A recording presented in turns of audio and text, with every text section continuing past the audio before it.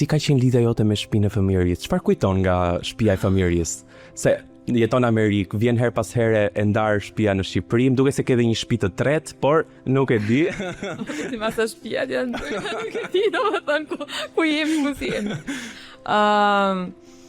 Shiko, unë kam pas një shtëpi shumë të vogël në Rrëshën, edhe babit tim i them gjithmonë se Shqipëria ka qenë pak a shumë e barabartë në të kohë për gjithë ne, me mundësitë ekonomike këtë janë ndej, po i them babit faleminderit që kemi pas luksin të kishim shtëpinë tonë. Unë kam jetu gjithmonë në shtëpinë time, domethënë ka qenë shumë e vogël. Mbaj mend ka qenë një dhomë gjumi, një kuzhinë, ishim 5 vet pjesëtar të familjes.